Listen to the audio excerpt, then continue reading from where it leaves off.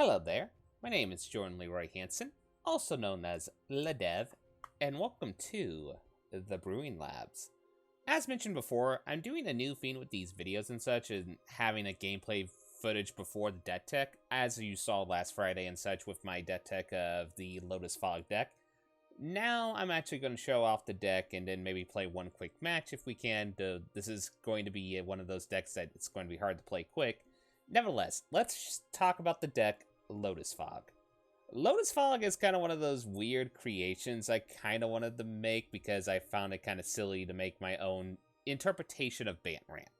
Now, it's a fog deck, so it does have fog. Specifically in this one, the fog is Pause for Reflection, which you can convoke, which is really nifty within this deck because we have a lot of creatures, both ramp and otherwise, that we can use to cast this for free to help protect our combo.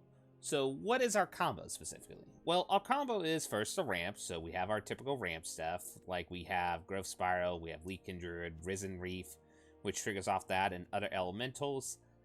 Pretty much we got stuff to ramp up into cards that are second part of the combo, which is Smothering Tithe.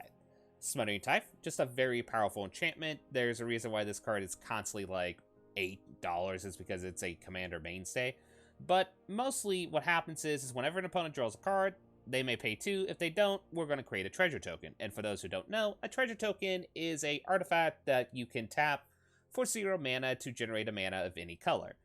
It's kind of like a Lotus Petal, if people know what that is, essentially. So, what we're going to do is then we have the third part of the combo, which is Emergency Powers. We ramp into this, we have Smothering Tithe, so then what happens is when each player will shuffle their hand and graveyard into their library, and then they will draw 7 cards, and then we exile the spell. But it also has Addendum. Addendum. I always get that pronunciation wrong. Anyway, if you cast this spell during your main phase, you may put a permanent card with converted mana cost 7 or less from your hand onto the battlefield. So, what is the 7 or cost permanent we want to put on the battlefield? Well, specifically, it's the last part of the combo, and it's the pretty saucy one, Nitzbloom Ancient. A 7 mana 5/5 enchantment creature elemental, which has trample, but it also has, if you tap a permanent for mana, it produces 3 times as much of that mana instead. So this is any permanent. This is lands, but also artifacts. Hey, we have an artifact that generates treasure. We have an enchantment that, well, I kind of swift that. Essentially, we have an enchantment that generates artifacts that can produce mana. So literally, we can use this combo in a roundabout way to actually make Black Lotus playable in Standard. Black Lotus in quotation marks. And for people who don't know, Black Lotus is a 0 mana artifact that can tap and add free color of any mana to your mana pool. So pretty much we make our own little Black Lotuses. But the best part is we also have Quads Duplicate in here to try to get multiple copies of Nitzbloom Ancient, because this effect stacks. So let's say we have 2 Nitzbloom Ancients on the battlefield, then our treasures will tap for 9 mana, etc., etc., etc. And it gets to the point where we can ramp up to ridiculous amounts of mana, which we either use to cast more emergency powers, more cloning effects, more threats, draw into maybe a big Hydra Crisis, gain a lot of life, or pretty much our finisher for the deck, which is Finale of Devastation. Pump it in, if X is 10 or more, creatures we control get +S and gain haste until in a turn. As we said, we're a creature-oriented deck, so we are going to have a lot of creatures on the battlefield. So this can just toot out for a finisher, and then we can just essentially make all our creatures big, swing in for lethal, and have some fun with that. Our land base is kind of your typical land base in this deck. It is just 1 plains, 3 islands, 1 forest, 3 temple alignments, 4 temple gardens, 3 temple of plenty, 1 breeding pool, 3 temple of mystery, and a couple of fabled passages. So, let us give a test of Lotus Fog for once in the match, but nevertheless, that is the deck. So, let's play. Oh, this is going to be a deck that's going to be fun to talk about next week, but let's make that be a little foreshadowing. Anyway, let us play some Lotus Fog in Link and kind of see if we can get off with some silly shenanigans, let's just say. Fingers crossed. Because if there is one weakness to this deck is sometimes if you go against a really good aggro deck, you might not be able to get away with the combo. Well, this is decent. We have a Risen Reef. We got Smothering Tithe. I think it's a keep, though it's a risky keep.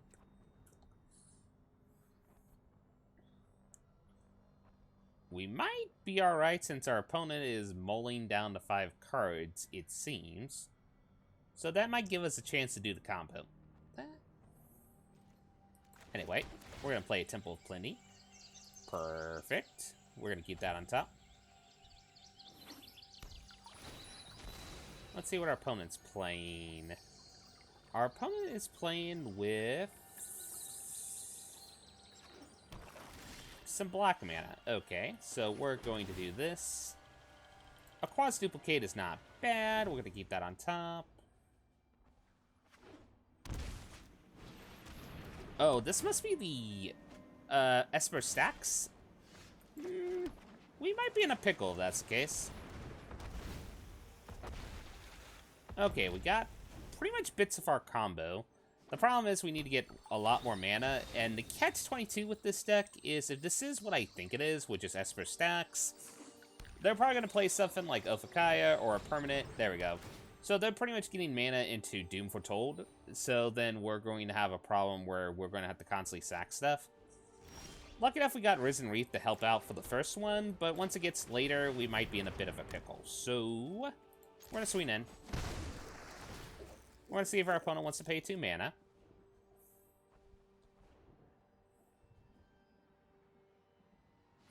They did not. So yeah, this is probably Doom Foretold because they're going to play a card. Okay, it is not Doom Foretold. I stand corrected. But we haven't really seen an answer from our opponent just yet, so we're going to play this again. Play this tapped. And we might actually go off with the combo. Okay, we're going to see if they want to pay for 2. Nope. Nope. Yes. Oh, too loud?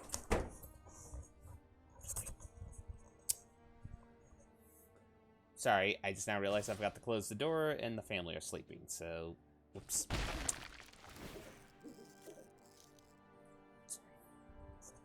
Sorry. Just maybe I should. Sorry.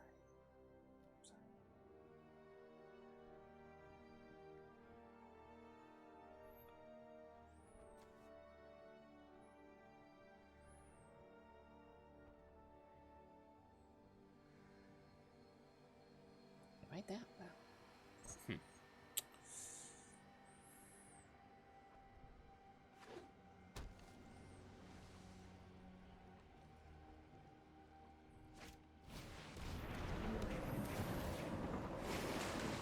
Okay, so our opponent's gonna give us more treasures, which we don't mind. Actually, hang on a minute. 1, 2, 3, 4, 5, 6, 7. Actually, well, this is gonna be cheeky.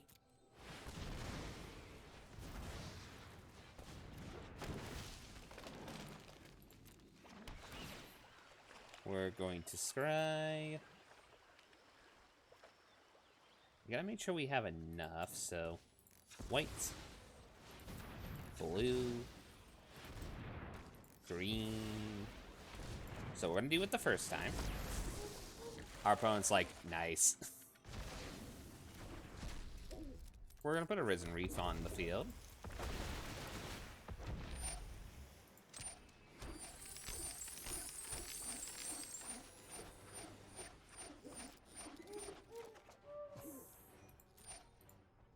Good game, opponent.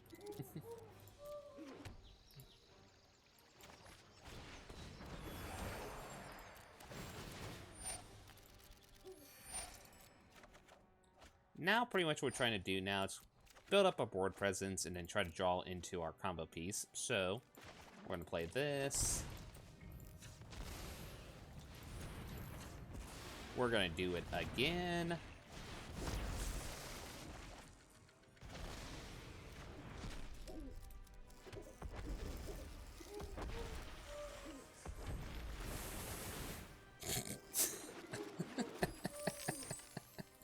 Okay.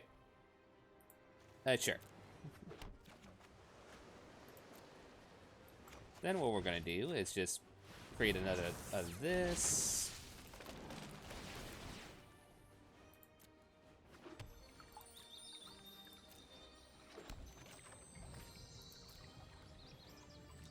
Then we got 9 mana. Let's play another Smothering Tithe, because why not?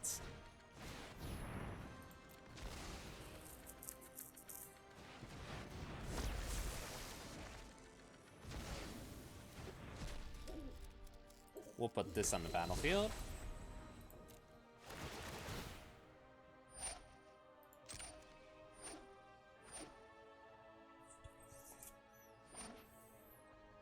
Uh-oh. That is one con with this deck, and why I would be very cautious about playing it. It's because, well, if you don't draw into your win condition, you're kind of in a pickle.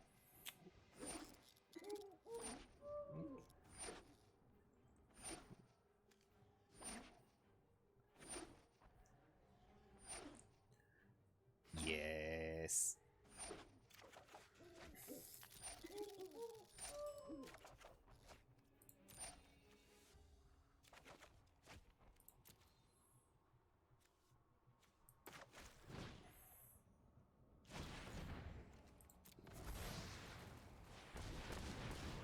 There we go. So we're going to now draw a card, because mostly our game plan now is we're trying to draw into our finisher, which in this case it's Finale Devastation.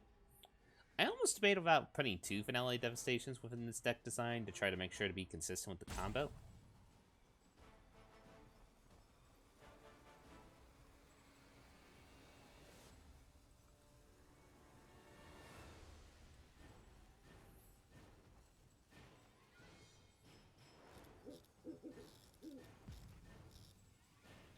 Well, actually, let's do some math here. So, actually, we might... Oh, wait. That's why I put the Hydra Crisis in here. Well, first, let's have some fun and put another Mitzbloom Ancient on the battlefield.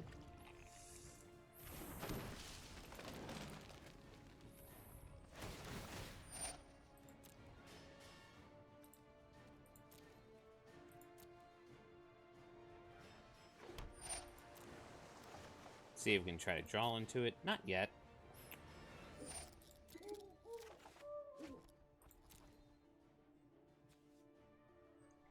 Okay, so then now we're going to do this for...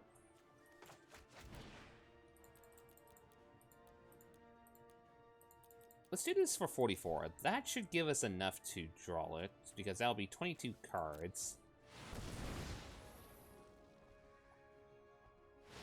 Oh yeah, and by the way, we just made a 44 Hydra Crisis, so... yeah.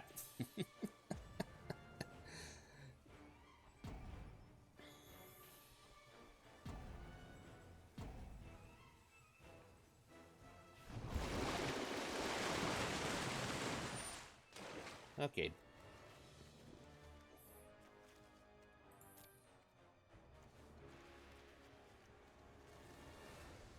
Where is it? Finale. Really? Okay. Then in that case, we're going to do this the old-fashioned way.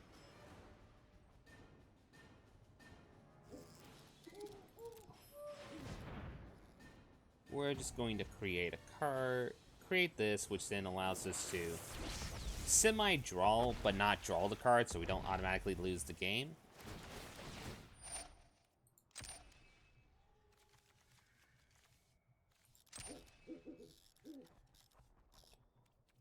Don't really need the land, and was it the bottom card?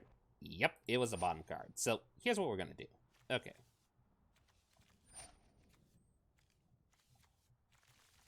Where's that second Hydra Crisis?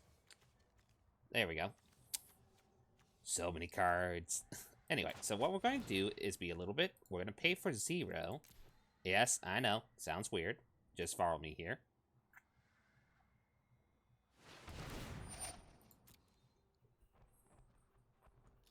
So we don't draw a card, but it puts Hydra Crisis in the graveyard, which is what we need.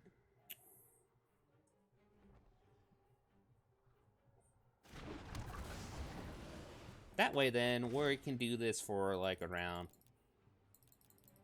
let's do it for a really big number. Let's do this for, like, about...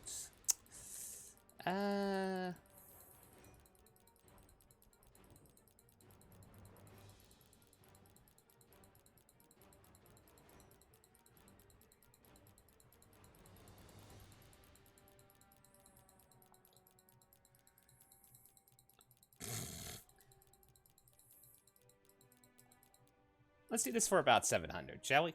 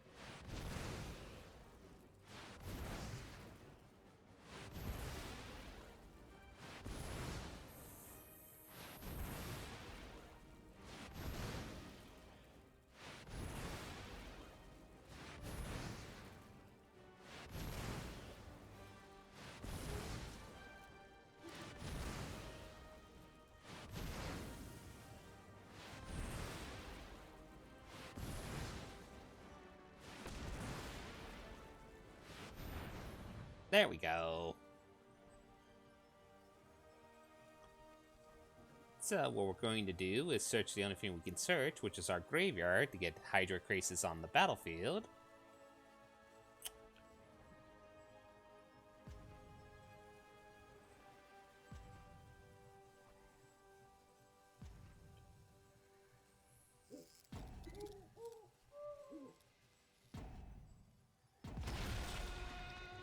Search our graveyard, get the Hydrocrasis. And, well, that is game. Let's go to attack phase.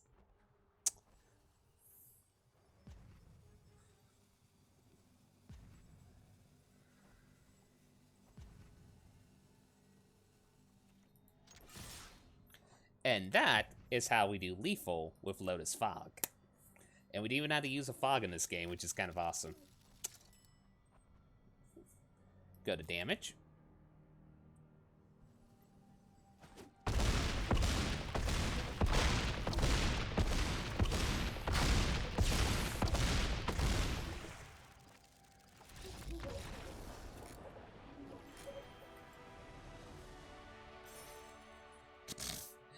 Wow.